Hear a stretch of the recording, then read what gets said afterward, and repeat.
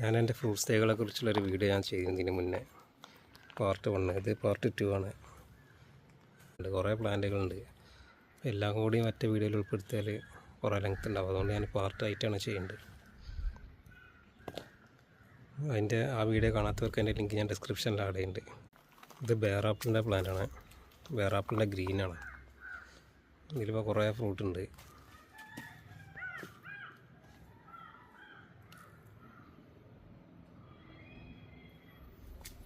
ഇരുപത്തഞ്ചിൻ്റെ പോട്ടിലാണ് ഞാൻ നട്ടിട്ടുള്ളത്.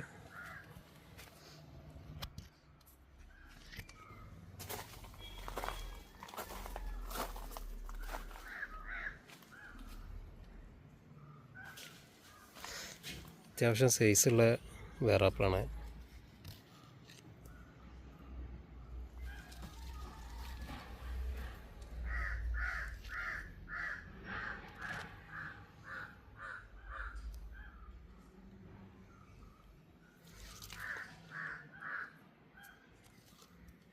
കുറേ ഫ്രൂട്ട് ഉണ്ട് ഇപ്പോൾ ഇതിൽ.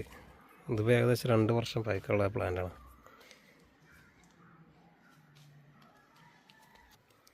നമ്മുടെ വീട്ടിലൊക്കെ നടാൻ പറ്റിയ ഏറ്റവും നല്ലൊരു ഫ്രൂട്ടിൽ പെട്ടാണ് ബേറാപ്പിൾ. സ്ഥല സൗകര്യം ഇല്ലാത്തവർക്ക് ചട്ടിയിലൊക്കെ നട്ടെടുക്കാൻ പറ്റുന്ന ഒരു ഐറ്റം ഫ്രൂട്ടാണ്.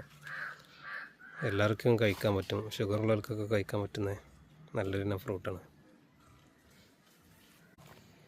ഇത് എൻ്റെ ജബോട്ടിക്കിൻ്റെ എസ്കാർലെറ്ററിൻ്റെ വെറൈറ്റിയാണ്. ഇതിമേ പല പ്രാവശ്യമായിട്ട് ഫ്രൂട്ട് കുറേ ഉണ്ടായിട്ടുണ്ട്. ഇത് സീസണൊന്നുമില്ല, എപ്പോഴും എന്തെങ്കിലും ഫ്രൂട്ട് ഉണ്ടായിക്കൊണ്ടിരിക്കും. കുറേ ഫ്രൂട്ട് ഉണ്ടായിരുന്നു, എല്ലാം കഴിഞ്ഞാണ്. ഇപ്പോൾ അടുത്ത ഫ്ലവർ വരുന്നുണ്ട്. ഇത് മരത്തിൻ്റെ തണ്ടിലാണ് ഫ്രൂട്ട് ഉണ്ടാവുക. മുന്തിരിനെ പോലെയാണ്, നല്ല ടേസ്റ്റുള്ള ഒരു ഫ്രൂട്ടാണ്.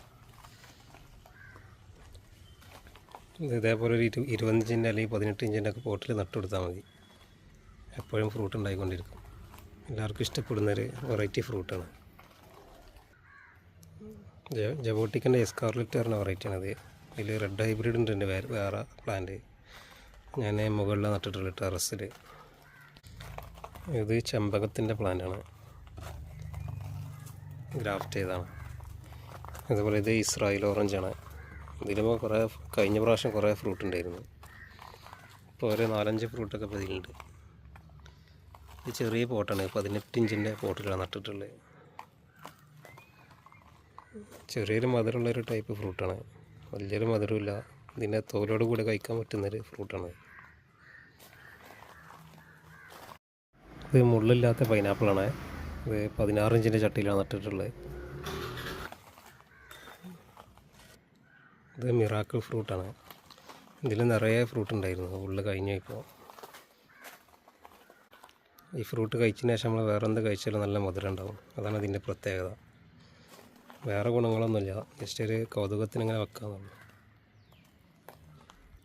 ഇത് മൾബറിൻ്റെ പ്ലാന്റാണ്, ലോങ് മൾബറിയാണ്. ഇതിലും ഫ്രൂട്ട് ഉണ്ടായിരുന്നു. ഇത് ഞാൻ പ്രൂൺ ചെയ്ത് ഇങ്ങനെ ചെറുതാക്കി നിർത്തിയതാണ്. ഇത് ഡ്രാഗൺ ഫ്രൂട്ടിൻ്റെ മലേഷ്യൻ റെഡാണ്. ഇത് മലേഷ്യൻ റെഡാണ്. പിന്നെ ടെറസിൽ നട്ടിട്ടുണ്ട് 2 അതിൽ ഇസ്രായേലിയെല്ലാം ഉണ്ട്, മലേഷ്യൻ റെഡും ഉണ്ട്. ഇത് ദൽഹരി ചാമ്പാണ്. ചാമ്പിൽ ഏറ്റവും നല്ലൊരു വെറൈറ്റിയാണ്. ഇത് നല്ല മധുരമുള്ള നല്ല സൈസുള്ള ചാമ്പാണ്. ഇത് ആദ്യമായിട്ടാണ് ഫ്ലവർ വരുന്നത്. ഇത് ഞാൻ കട്ട് ചെയ്ത് പ്രൂൺ ചെയ്ത് ഇങ്ങനെ ഷേപ്പാക്കി നിർത്തിയതാണ്. ഇതിന് നിറയെ ഫ്ലവർ ഉണ്ടായിരുന്നു, കുറേയൊക്കെ കൊഴിഞ്ഞായി. ബാക്കിയുള്ളതൊക്കെ ഇങ്ങനെ ഫ്രൂട്ടായി വരുന്നുണ്ട്.